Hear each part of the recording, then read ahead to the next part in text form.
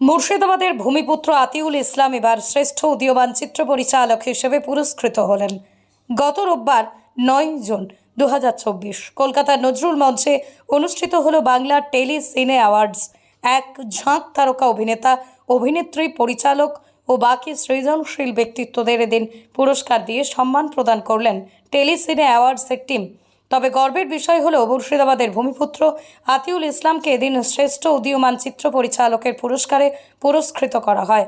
গর্বের বিষয় হলো বিশিষ্ট পরিচালক কৌশিক গঙ্গোপাধ্যায় থেকে শুরু করে গৌতম ঘোষ, বিশিষ্ট অভিনেতা প্রসেনজিৎ চট্টোপাধ্যায় থেকে শুরু করে শাশ্বত চট্টোপাধ্যায়, অঙ্কুশ হাজরা, আবির চট্টোপাধ্যায় ও আরও অনেক বিশিষ্ট তারকাদের সামনে আতিউল ইসলামকে এই পুরস্কার প্রদান করা হয়। এদিন পুরস্কার পেয়ে বেশ আনন্দিত পরিচালক নিজে।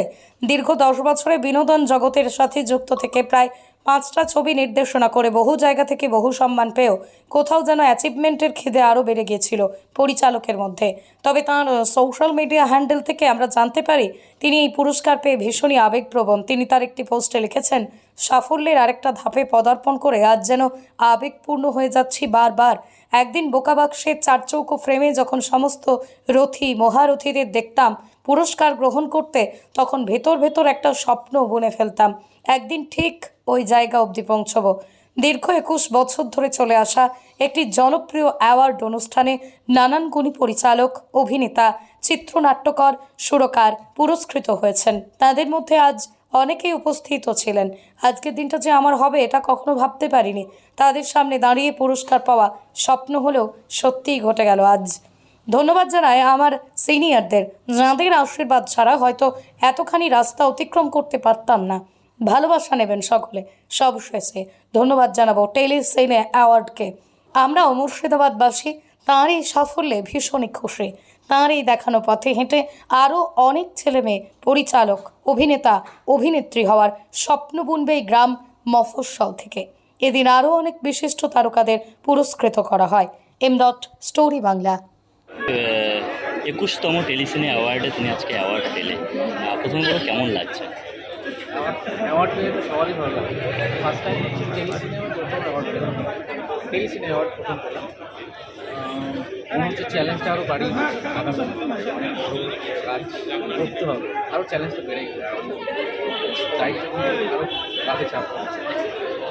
কোন বিভাগের জন্য এই অ্যাওয়ার্ডটা? Rising rising award. আচ্ছা, সেই সঙ্গে দাঁড়িয়ে বর্তমানে কী কী ছবি আবার আসছে, দর্শকরা কী কী পেতে চলেছে?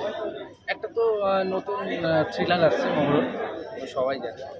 তারপরে দুটো মুভি আসছে, এই ইয়ারই দুটো ফ্লোট হয়েছে আমার। গল্প এখন বলবো না, নামও রিভিল করবো না, ওটা পরে।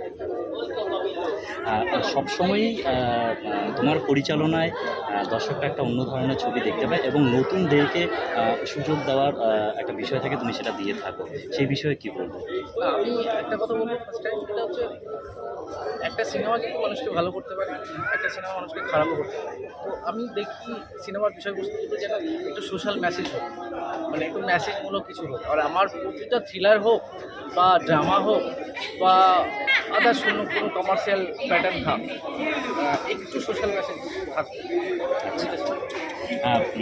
অ্যাজ এ পরিচালক হিসেবে বর্তমানে টলিউড ইন্ডাস্ট্রিতে কতটা কম্পিটিশন হয়ে দাঁড়িয়েছে?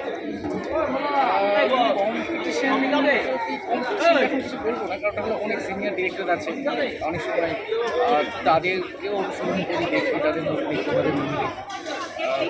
তো কম্পিটিশনটা ঠিক আমি এখন বলবো না, কম্পিটিশন ঠিক নয়, এটা তো সেই কিছু না। মানে উনার মতো আমি আমার মতো আরেকজন ডিরেক্টর তার মতো। আচ্ছা, thank you so much award পাওয়ার জন্য। এবং সবশেষে তোমার দর্শকদের কী বলবে? দর্শককে একটা কথা বলবো যে বাংলা সিনেমা ভালো ভালো আজকে কৌশিক গাঙ্গুলি অ্যাওয়ার্ড পেলেন, আমার খুব ভালো লাগলো, মানে আমার খুব ফেভারিট একটা ডিরেক্টর।